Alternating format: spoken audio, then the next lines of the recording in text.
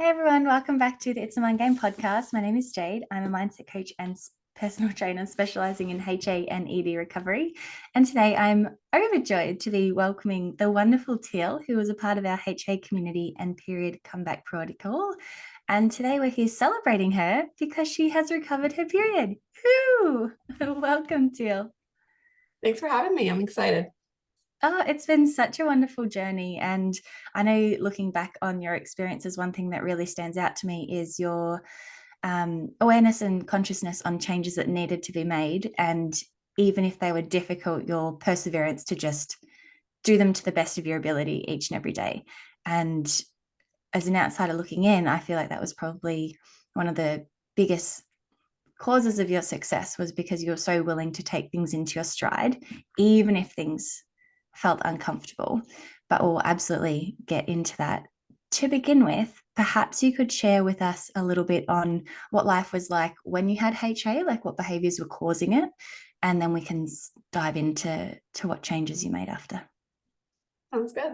So I'll start with when I really got into running. That was back when I was in college. And I used to be someone who just like ate whatever I want. I was always kind of petite and small. And actually, people would always make comments, "Oh, Teal, you're so small. You can eat whatever you want." And it was awesome. And then once I got into college, I kind of, I don't know, something clicked in me where I was like, you know what? I should start exercising more. I didn't want to gain the freshman 15. And I started running and then I started training a lot. And work towards a half marathon, but while doing that I started restricting my food. Most people didn't realize I was doing that during college because I was busy during the week and I would eat super clean, and at the time clean was low calorie, Mm-hmm. um, just non-fat kind of stuff when I was in college. And then I would restrict my calories and I would exercise a lot. And then on the weekends, I would just, party in college, have so much fun, eat whatever I want, kind of binge a little bit. And, everyone saw that side of me. And, I was excelling. I did really great in school. I had my friends. I met my now husband. So I thought, oh, everything is perfect. And then after college, I kind of just got less interested in running. I don't really know why, but I just got into strength training and HIIT workouts. And after college, that's when I started also learning about fasting because that became a Mm-hmm. trend. And so I was doing a lot of heavy lifting and HIIT work, really high intensity HIIT workouts, and then skipping breakfast and just drinking black coffee. And then I wouldn't eat until like 12:30 p.m. And that's when I would finally eat. And my workouts were always at 5:30 to 6:30 in the morning. So, and then, I also got into this whole health kick where, I just became a little bit, I didn't feel like I was restricting my food at this time other than just skipping breakfast. I was still eating, but I was eating very clean, and I gained some of those orthorexic tendencies where, I got really into like functional medicine and supplements and, going on elimination diets, did those food sensitivity Mm-hmm. tests, would eliminate carbs, dairy, all those kinds of things. So I became really fearful of certain foods, and just a little bit obsessive. So that's kind of what, in a nutshell, what it was like for me in HA. Mm-hmm. And the way you describe that, it all sounds quite innocently led. Like everything was in the idea of let's be healthier, perhaps let's get my body to the best that it can possibly be. Is that how you felt when making the different choices? So, like when you were doing the elimination diet, when you were eliminating fats or carbs, did all of it feel like such a good decision, if not the best one for you?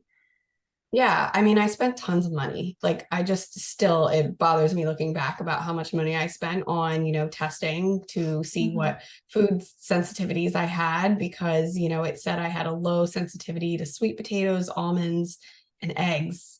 And I was like, those are my favorite things. Mm-hmm. Those are the most nourishing, healthy kind of foods that you could eat, some of them. And I was like, okay, I guess I have to gotta eliminate these for 6 weeks, even though it showed up that I had just a slight sensitivity to it, and I thought everything would be better. And and I just felt like I always had something wrong, and that the next thing I would do to be more and more healthy would be that next Mm-hmm. fix. And I don't really know if I ever saw that, but I definitely kind of fell into that trap, Yeah, and the believing chase of all it. those extra things. Yeah. Yeah. And emotionally and physically, how did you feel while you were doing all these things? So you exercising more than I guess recommended, you're being quite obsessive in regards to the diet, like picking and fine tuning everything all of the time. Energy wise, health wise, how are you feeling?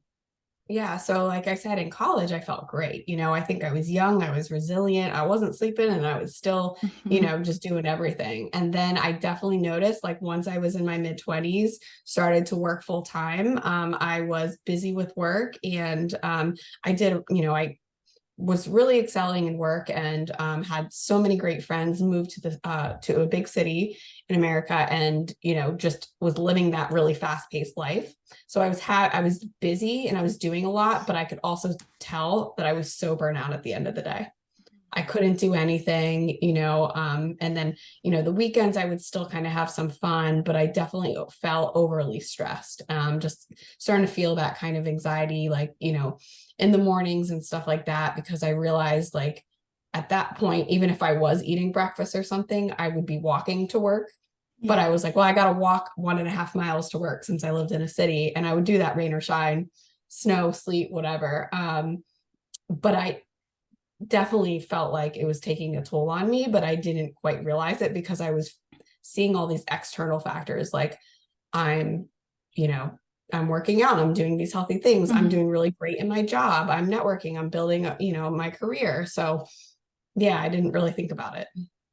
Sure. And when did you start to go, oh crap, my period's missing, this matters? And when did you also learn about what HA is? Yeah. So recently, I guess, let's see, it was December when my husband and I finally decided that, we're ready to start a family. I got off of birth control. I had an IUD for about 14 years, 13 or so years. And I'd never got my period, so I didn't really think about it. And, I would pride myself in not getting a period. So I had no idea. So then when I got it out, I was expecting it to come back within 3 months. And once it didn't, after about 4 months, I reached out to, my OBGYN, who proceeded to just, prescribe Provera medication just for, kind of a fake bleed. And, that's when I realized that I needed, I was still a little bit, I was still have this mentality of holistic health, that I Mhm. didn't want to just take a drug or take a medication. I didn't want to, I wanted to find the root cause. So in a way, I'm glad that I was aware of functional medicine and some of those holistic principles, because of that, I really just, went down Google rabbit holes. Why am I not getting my period back? But I will say, I did detoxes from functional medicine because I thought, oh, if I do a detox where I do a 2-day fast and I do all these take these disgusting shakes, that for Mhm. some reason that's going to reset my hormones and I'm going to get better. I can't believe I did that because my calories were even super low prior to that. The week after I finished that detox, I decided, I was like, this isn't right. I should not be restricting myself this much. Mhm. I started to read No Period Now What? And that's where I realized, I found it through, I don't know, I honestly don't know, lots of Google Mhm. rabbit holes at night. And Yep. that's when, I realized this is what I had. And that book was really kind of the kickstart to realizing that, I needed to eat more and take a break from exercise. And how did you feel when you first learned that that was the protocol to kickstart your body and get your cycle back? Because even though you were getting these signals or intuitive moments of like this can't be right, like I'm exhausted when I go to bed, or perhaps even starting to witness that my life is very ticking all the boxes, but it doesn't necessarily feel like I'm ticking all the boxes. Like the output isn't matching how you're feeling internally or how your Yeah. body's actually functioning. Were you resistant to the information at the start? Were you like, oh my gosh, this makes so much sense? Like what happened? I was definitely still slightly resistant to the information because I did not agree with stuffing my face with cupcakes and ice cream all day, and Agreed. not being able to walk to, if I was still living, I don't really walk that much anymore, but if I was, walking to a grocery store in the city right? Like you can't even do that for 10 minutes. Mm-hmm. Like I just felt like that was a little bit over, unnecessary. So I was definitely skeptical of the entire thing. Um, but I did share it with my husband, and I was like, I'm really resonating with all these, with this Mm-hmm. information though, regardless. Just like the stories of the women of like over exercising. And what made me a little bit skeptical, of course, was because in a lot of situations, women had eating disorders. And I never really considered myself to have a full blown eating disorder. But what made me realize is that you don't have eating disorders are kind of on a spectrum, I guess. Mm-hmm. So I had disordered eating, and orthorexia pretty much. So I realized just because I wasn't anorexic, or, I wasn't, like my BMI was normal. It was on the low end, but it was still normal. So to me, I felt like I was fine. So I was still skeptical of that, but I definitely started getting that inkling like, okay, I really do have to make some changes. Yeah, I love that you brought up that perception of you've got to eat cupcakes and sit on the couch in order to recover your period. Because I feel like when most women read the No Period No book, or first sort of get their toes in the water in regards to what you need to recover, it can come across that way. Like you have to have processed foods and you have to eat this excessive amount of food. But the reality is actually far from that. I mean, if you choose that, of course you can. But if you still want to hold, let's say, food values, and you still want to prioritize whole foods, but just, I guess, have a better relationship with processed foods. Like if you want to dabble into them, you can, and you're not worried about it. Or if you've got a birthday party, you're not sitting there going, how am I going to say no to the cake without anyone second guessing me? Or how am I going to have a little bit and be okay with it? Do I need to go to the gym twice? Do I need to fast extra in the morning? Like, what's the process? Given your, I guess, expectations of HA recovery from when you read the book, like this eat cupcakes, sit on the couch, don't even go for a walk, versus what your experience actually was like, what was the difference? Definitely what I love is the fact that it is not eating cupcakes and ice cream and cookies all day. And but there's still the idea that I can have a cupcake and ice cream and cookie if I want, but that's not it. So the majority of what I started eating was really still a lot of the foods that I was already eating. I became more aware of health. When I mentioned in college, I was doing like low calorie, non-fat. Later in my 20s, I learned the benefits of really healthy fats, and protein, right? So the problem was I was restricting carbs. Mm-hmm. So from at that point, there's always something I was restricting though, unfortunately. So then at that point, I realized that I could still incorporate, carbohydrates that are healthy.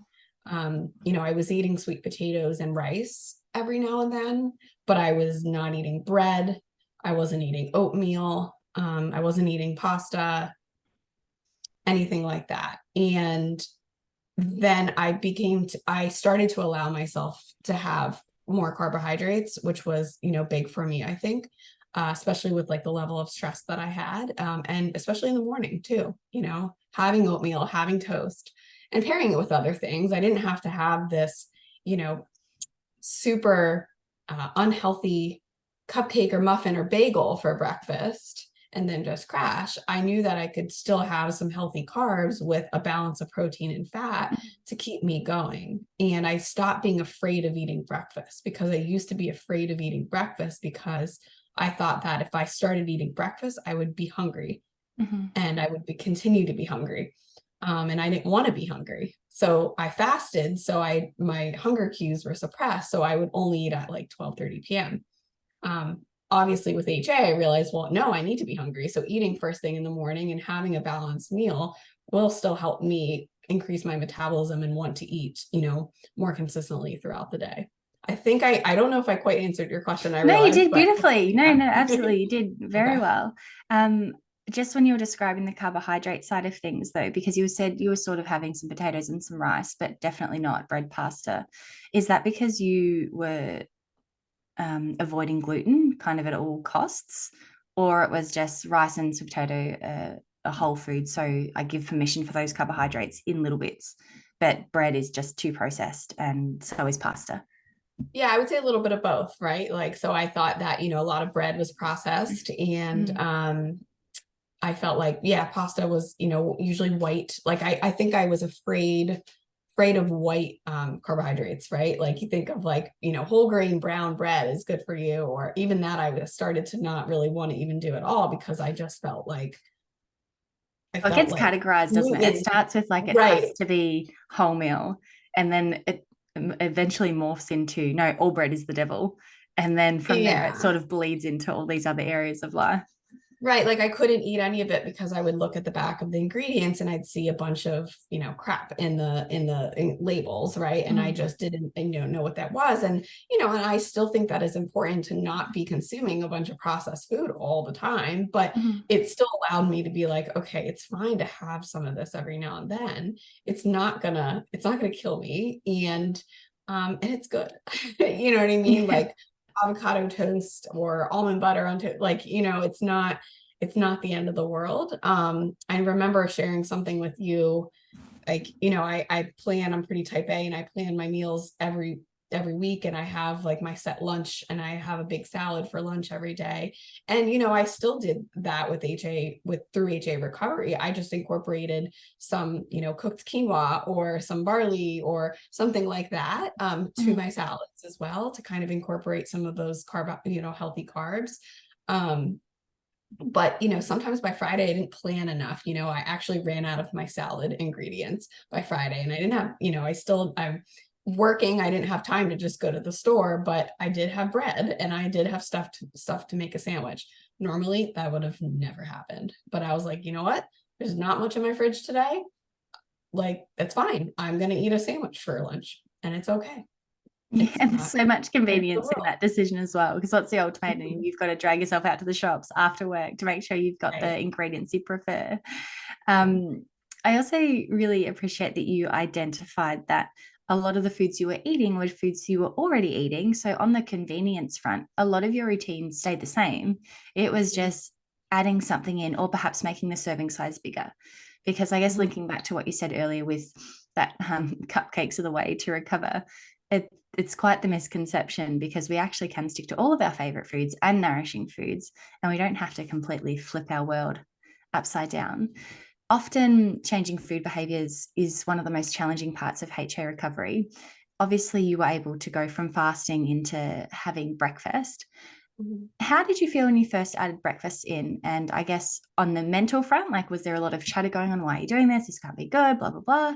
And also, some women will often describe when they first add breakfast in, it feels uncomfortable in their stomach because they're so familiar with having an empty stomach that even if they have a tiny little snack for brekkie, it kind of feels like they've failed. Did you experience anything like that? Yeah, absolutely. I definitely, and even prior to HA recovery, when there were situations where I can't think of an example right now where like maybe I had to eat breakfast because, for example, I was on a snowboarding trip and I was like, well, if I'm not going to eat until like 3 p.m., like I got to eat breakfast. So there'd be times where I'd do that and I would eat and I'd just be like, this is the worst thing. I'm just going to get so fat. You know what I mean? Like I'm just going Mm. to need to eat all day. Even though I was going to be snowboarding on the mountain, like even though if I was going to be out, athletic and active, I'd be like, wow, this breakfast, I don't know. I'm like, if I would have fasted, my mental focus would have been better. Because I think I fell into that trap that where people saying if you don't eat, you're more focused, right? Mm-hmm. And you are actually better like when it comes to like activities, like physical activity. I don't really think that's the truth, obviously, anymore. But I definitely felt like if I eat now, then I'm going to be hungry in a half an hour Mm-hmm. or an hour. Like I don't want to have to eat right away after that. I felt like I'm just want to, if I start eating now, I'm going to want to keep eating. So I think I was a little bit afraid of a binge, you Yeah. know. I think I was afraid I was going to binge on just all breakfast food like for the first like 3 hours of my morning. Obviously that was not the case. I was I going to had say, a because we actually balanced had meal. conversations where you would come up to your morning snack. You're like, I just don't feel like it. Do I have to do it? And we sort of said, well, just for this period of time, even if you're nibbling on something, just have something to keep your metabolism going every 3 hours. So it's really interesting looking back how you had that perception of as soon as I eat, like every 30 minutes, it's on demand. And I can relate to that as well because I still think the same thing. As soon as I start, I can't stop. And yet I actually had no evidence for it, but it was very strong in my mind. And then your experience was so different because you'd have breakfast and then you were still consciously making yourself have a snack. You were still consciously making yourself have a bigger lunch. Um, by the time you got to dinner, because it's quite common for women to eat a lot more at dinner time versus earlier in the day, when you added in breakfast and a snack, as well as lunch and whatnot, did you find your appetite was reducing at nighttime? Did you feel like it stayed the same? What happened there? That was really big for me. And that was one of the first things that I talked to you about, which you really helped me through. So thank you. And Mm-hmm.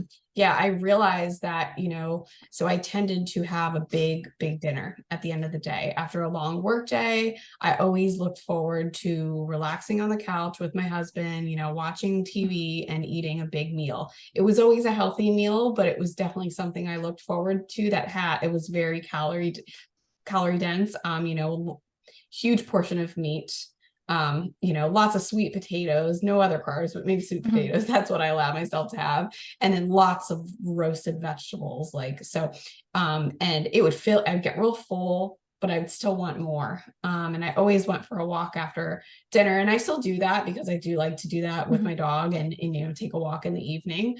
But I used dinner as my time to relax, which is what you kind of helped me realize. Like I needed the time to just sit there and kind of space out a little bit and not have to think too hard. And I wanted a big dinner because it created more time for me to relax. So the bigger the dinner Mm-hmm. was, the longer it would take me to eat. And I tend to be a fast eater too. So, but by eating more earlier on and then throughout the day, by the time I got to dinner, I didn't feel like it had to be this huge meal or it was my only time to relax. I will still say that dinner is the type of meal where I am still going to have some of that a little bit more in there because it's easier to make, right? Like just convenience wise, like having more meat, protein, whatever that might be. But I don't use it as an opportunity to sit there and kind of binge and then feel Mm-hmm. guilty about being super full. I could eat a portion, right? Like I could eat just like a decent size meal.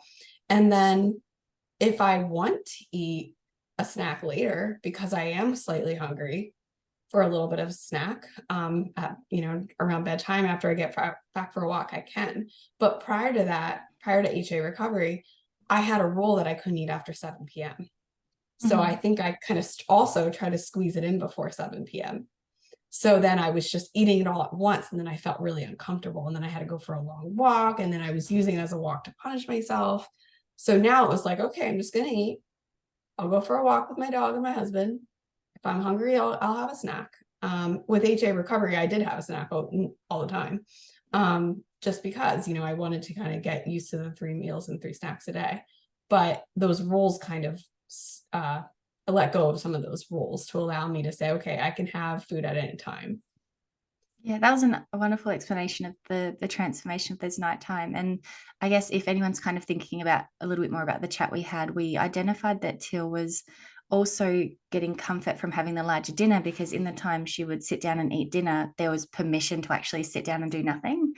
And unless it was eating a meal or perhaps working, there was no reason for her to sit down and just relax for a minute. So that was a bit of an aha moment in one of our sessions when she kind of went, "Oh, hang on, that's also part of the motivation to have a really big meal at dinner, so I can sit down for a little bit longer." And as you identified, you're a fast eater, so the discomfort kind of falls hand in hand with it because you're eating a little bit extra so that you get a bit more time. But that little Right. bit extra you might not necessarily want, and then it leads to that guilt and that heavy sensation in the tummy, and it turns into a bit of a whirlwind effect after that. How did you go with allowing yourself to just pop your feet up, perhaps have a cup of tea, rest for 5 minutes when you weren't relying on necessarily a really heavy meal at dinner to get that satisfaction? Yeah, so I think what was helpful for me was, I guess going back to the breakfast, like it all actually starts with breakfast, is that I actually allowed more time in my morning to actually sit down and eat a breakfast. but not even just eat breakfast quickly while I start work. But actually before I even turn my computer on, I sit somewhere else. And in the summer, when I can sit outside and actually, enjoy a nice meal outside, I use that as an opportunity to journal a little bit too. And I think that was a really nice kind of reflective time for me and a time for me to relax. So that way I already got in that relaxation in the morning and I looked forward to that when I woke up. So I think that was really helpful, is having that time for breakfast, because I knew Mhm. snacks and lunch during the day for work were really hard. Yeah. And also because I took a break from exercising, I started doing yoga. But it was very relaxing yoga. So I think like I kind of broke up my work and dinner with a 20-minute yoga session. And that was kind of helpful in kind of calming me down a little bit prior to dinner. Now, I know ears would have pricked up as soon as you said, I reduced my exercise. And everyone goes, what do you mean you did? What did you do? Could you share with us how much exercise were you doing? And what did you reduce it to when you decided, I got to get my period back? Yeah. So prior to HA recovery, well, this was pretty much my entire life once I started exercising, but was I would probably say about 6 days a week of exercise. The seventh day, usually like on a Sunday, I would still be walking and doing a lot of Mhm. errands and activities outside. But my exercise was prior to just recently, the most kind of exercise that I had gotten into prior to HA that I am still into, to be honest, is strength training. I did that about 3 times a week, and then cardio 1 to 2 times a week, and then a HIIT workout 1 to 2 times a week. Mhm. Um, and then when I decided to do the HA recovery, the week I kind of just decided for myself to just go all in. Now, going all in to me, I didn't really know what that was in terms of what to eat. I just knew that I had to reach 2,500 calories. So this is before working with you guys and kind of understanding, well, what does that actually look like and what does that mean? But the exercise, I was able to say, okay, Teal, you're just going to take a break. For me, I do have that all in mentality. So it was, and I know a lot of girls do struggle with just completely cutting it out, but to be honest, for me, it was the easiest thing for me to do, is to completely cut it out, because I knew I had to go all in. So I knew that if I just said, okay, I'm going to exercise 2 days a week, how would I feel on those other 5 days that I wasn't exercising? Then I'd feel great on those 2 days, but then I'd feel terrible on those 5 days. And so for me, I just knew that I just needed to take it off completely, Mhm. to really just let it go from my mind. Just get into a new routine and a new habit of just not exercising and kind of seeing, am I going to die because of this? Can I still work? Can I still be focused? It's Right? almost Does like that that make rip sense? the band-aid mentality. It's like it's going to sting, but it's going to be fine. Yeah. But there is so much healing and personal growth when women are able to completely almost like detox from exercise. And in all honesty, that could be they decide to go 2 weeks, I'm just not going to do anything. Or it could be, I'm going to do that until I get my period back. But as you said, it's witnessing that the world's not going to end if I don't train. I'm not going to feel like I'm going to die if I don't train, because those perceptions are so, so strong leading up to it. And perhaps we do have those identities where I've always been an athlete, or I've always loved exercise, or exercise makes me enjoy my day. And in the moment, absolutely, that's how it feels. But I think once you go through this process, you also start to realize, and I'm sure you feel the same way too, is that you will always love exercise. But rather than exercise being what leads the amount of joy in your day, exercise is now the cherry on top. Right. So everything is great. And then you exercise and you're like, oh, I leveled up. Fantastic. Like I love that. Where perhaps previously it was the opposite. It's like all these boxes have to be ticked first and then I'll go enjoy my life. Right. When you rip the band-aid, let's say, because I know the listeners will be going, but what does that mean for you? Because everyone's Mhm. all in is different. Were you being a couch potato? Were you walking, yoga, Pilates? Give us all the details of what your version of all in looks like. Yeah. So the version of, no exercise and all in for me was I was still walking my dog. I used to walk my dog 3 times a day. I did decide to even do just twice a day. I Mhm. could have probably done a third walk. I usually do one morning, lunchtime, and evening after dinner.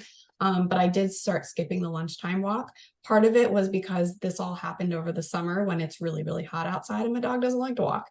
And I honestly, looking back, I'm a terrible pet owner because like there's been times in other summers where I would like kind of be like, come on, we gotta walk outside because I gotta get my steps in and we gotta walk like in the middle Poor of the puppy's like, afternoon in the summer. Yeah, yeah. and he's not really into the heat. So, I gave him a break because he was okay with that. And it just helped me not be so stressed during my lunchtime during work and stuff like that. So it allowed me to get a few other things done. And if I needed to keep working, I could, but not feel like I have to rush to eat either. So Yeah. it was two like 20-minute walks a day. At first, I did nothing else. That was it, 20-minute walks a day. Mhm. I was never into yoga. I just always was against it. I just said, nope, yoga's never for me. And then lo and behold, about 3 weeks, probably into 2 or 3 weeks into it, I had talked to you about like, should I do yoga? Because you had a lot of resources on yoga. And I was like, okay, I'll try it. And I really didn't mind it. I think that if I was working out and prior to HA recovery and I just decided to incorporate yoga, I would have never gone into it. It just I'd didn't be like, hit the this is right so much, spots. Yeah, what's the right? point? Like this It's so H, slow like and boring, and you want me to breathe. Like, exactly, like I strength want you to take training it is out of so me. much better. What's the Yeah, point of doing yoga when I can do these other workouts? But absolutely. because I wasn't doing anything to incorporate, 20 to 30 minutes of some light yoga, it was a treat because I let everything else go. So I actually enjoyed it. It helped me breathe a little bit more, become a little bit more mindful. And I didn't mind having a little bit of that challenge of some of the yoga moves that I was pretty unfamiliar with. Yeah, fantastic. And from the time you started implementing the real big changes, let's say, to when you got your period back, how long did that take? So I would say I think it took about 7 weeks total, so almost 2 months. I think that was the time that I decided to go all in. And I think it was probably only like 5 weeks of working with you and Claudia. So I think like maybe the first 2 weeks, I started to implement my own kind of all in after reading the book, but I don't know if I was quite really realizing what I should be eating and how much. I did stop exercising, but I don't think I was eating enough. And I definitely wasn't eating early enough for breakfast. And I was still drinking black coffee on its own. So if you count those, it would be 7 weeks. But if you count, working really feeling like I am all in and feeling comfortable with you and Claudia, then I would say it was like 5 weeks, I think. Yeah, which is a really fast body response. Like mentally, physically, your body took everything on board, and that can be the experience for many women, and obviously other women have different experiences. Were you shocked in how quickly things come about?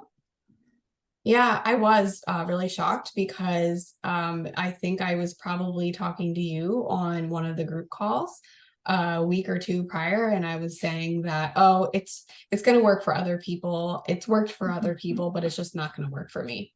I just had that mentality that like just my luck. It's not going to work for me. Um, I knew that I was doing all the right things, but I just felt like I No. don't know. It just wouldn't Yeah. help. It just wouldn't work for me. And I just didn't have that And I confidence. feel like every woman experiences that. And like myself included, Claudia included, is that you start making these changes and you're just like, I'm going to do all of this and nothing's going to pay off. And it's Mhm. so disheartening, but at the same time, you keep going because you know what your goal is. And it's like, well, I can't give up on it. But I also don't feel that great about the success rate. Um, what did you find most beneficial about seeking help for HA? Because obviously there was 2 weeks prior where you had made quite a few changes already, and then something led you to go, you know what, I need a hand with this. What thoughts popped into your mind that led you to seek help? And also, what was it perhaps that attracted you to Claudia and I? Yeah. So I definitely just needed the reassurance. I needed that extra push because, some women I feel like really do need the help with actually making some of those behavioral changes. And for me, I think I was able to kind of on my own say, okay, I'm going to make these changes. Um, but I definitely would have known that my anxiety levels would have been terrible. I would have just constantly questioned. I drive my husband insane talking to him about it. Oh, I don't know if I'm doing this right. I just knew that I needed to work this with someone. And I knew that I've never been the type to really seek out therapy or anything like that. So, I considered that. But then when I kind of found you and Claudia, that would provide a little bit of that therapy, that emotional mental support, but also the actual advice and the expertise on HA recovery to help me with that. That's what I really needed, is kind of the blend of like the nutrition and dietetics, like science side of it, but I also just really needed that emotional support, because I knew I would be questioning myself a lot, and I already was questioning myself for those 2 weeks. So once I was able to join the community, and just kind of talk to someone else beside my husband, because I didn't really want to share this with anyone else, it really helped me just feel better and just feel more reassured. Yeah, beautiful. And also to note, Teal was wonderful in her level of attendance, let's say, in regards to the level of support as well, because you can invest in support and then kind of go half in with that as well. So you saw us for one-on-one sessions, and then you were also joining the group calls pretty much every week. So whenever you had access to support, you were taking it up. And I actually think that's really, really important for anyone who's on this path, is that if you are going to go all in on this, like really, really show up for yourself, because even if you think other things take priority, it's like those conversations that you have in the one-on-ones or in the group calls, or even little DMs in between the week, right? Because you would message us and be like, here's a rundown of what's happened, or here's something I'm thinking or feeling. By letting somebody into what's going on, you can either resolve a negative emotion really, really quickly, or if you're having a bit of a lull of a day, you can get out of it really fast and be like, no, I know what I'm doing. I know what my purpose is. I know what the process is. I've just got to keep going. Did you Mm-hmm. find that the level of access was really helpful? Like it wasn't I guess if you look at more standard practices, it might be, oh, Till, come back in 4 weeks or come back in 6 weeks. There's no communication in between. You kind of left high and dry. Did you enjoy the fact that you could access us pretty much at any given moment, whether it be for Yeah. group, individual, or just DMs? Yeah, that was one of the things that I was really intentional about, is really trying to know that I had support every week. At least once a week, I was talking to HA about HA recovery with someone else. So whether it was a one-on-one call or attending a group session, or sometimes, reaching out to individual women in the HA community and kind of chatting with them.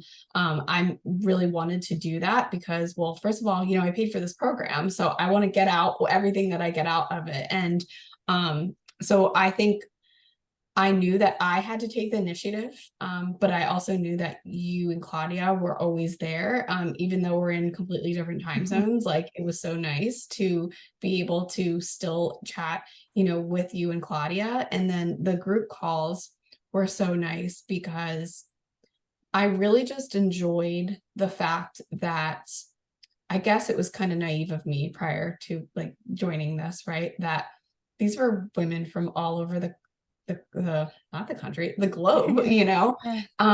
that spoke different languages, that had different accents. And I know I mentioned this to Claudia, she recently rephrased it, but it seriously, I was like in this American bubble where I thought, oh, this is only happening to certain people, just to Mhm. me. I just didn't realize that it was like happening all over the world, and that despite what country you live in, despite what language you speak, like all these girls have the same challenges and Mhm. mentalities as me, and we're going through a lot of the same things. So I just absolutely loved how all the girls were just so supportive and nice and easy to talk to in the group calls, or just chatting through Facebook Messenger, just to know that we're not alone. I think that's just having that community. Sometimes you don't get like straightforward advice from another girl because they're going through the same thing. Mhm. Just, you don't need that all the time. We like to be listened to as Yeah. girls, right? We don't always need that like You just want to solution. So vent I think sometimes. we just Yeah. want to vent. Yeah. So I think just having that community is so nice, and it was just very eye-opening. I actually got goosebumps as you explained that because it's quite an amazing thing that you said in regards to this is happening all over the world, because sometimes we feel so isolated, it's just me. And it's like, Mhm. no, it's in every country, it's in every language, it's happening pretty much everywhere we can think of. But even the unity that comes with the healing process, because even as I speak to you right now, it's only because of HA that I'm even talking to you right now, right? You're on Right. the other side of Mhm. the world. Mhm. We've got no reason to connect other than through this journey or this adventure, Mhm. let's say. And, even if you think about the women that you've been talking to in the community, they are on different ends of the world. And perhaps there would be no reason for you to connect with them. And yet you would have created quite a special bond with them because they're going through something with you and they get it, right? And it's Mhm. like, okay, they're not your best friend, they're not your partner, but there's something just really special with the connection you've got because of what you're going through together. Yeah, absolutely. I feel like you've answered so many wonderful and important parts of HA recovery. And as we're speaking, I'm sort of going through my mind what listeners often question, but I really do feel like we've covered all of the bases here today. I want to also make sure that I've covered everything that you perhaps wanted to address. Is there anything else that you might like to share or reflect on before we finish up? Yeah, I do think we did cover a lot. And it's been great. So I think, let's see, I'll wrap it up by saying one of the things that I did realize through the HA recovery process is that um, you can be, there's different types of strength, right? And what I focused on was, physical strength, being able to, weightlift in the gym, just being physically fit. But there's emotional strength too. And sometimes you can't quite do both if you need to work on one more than the other. Um, and I feel like, just like if you're working out, right? Like you can't try to build a bunch of muscle and also do a bunch of cardio, can't increase your endurance and then also build muscle, right? So if you're athletic and you kind of know that some of those principles, well, um, the same thing where for me, I had to take a break on the physical strength a bit and focusing on that and focus more on the emotional strength, being able to accept that, I have to go through HA recovery. It's not always fair, thinking about everyone else who didn't have to deal with this, that could still work out and whatnot. But there's so much more than just getting your period back. It's more about, being kind to myself, because I want to be a good example for my loved ones. And I think when you're kind to yourself, you're kind to others also. So I think that emotional strength is really important, something that obviously it's still a work in progress, but it's definitely come a long way. I couldn't think of a more beautiful way to end a podcast episode. So thank you so much for contributing that. And for those of you listening, I hope you've enjoyed this episode. And Teal, thank you so much for just coming on and sharing your experiences, the triumphs, the struggles. It's been such a wonderful, well-rounded conversation. And once again, I'm just so proud of you, like to watch where you're at when we first met, where you're at now. And we've already made plans to perhaps catch up again and see what else unravels as the HA journey continues. Because as we know, it doesn't just stop with the first bleed, there's other thoughts and processes that pop up then on after. But for now, thank you so much for joining us, and I can't wait to chat again soon. Thank you so much. This was really fun. I appreciate it.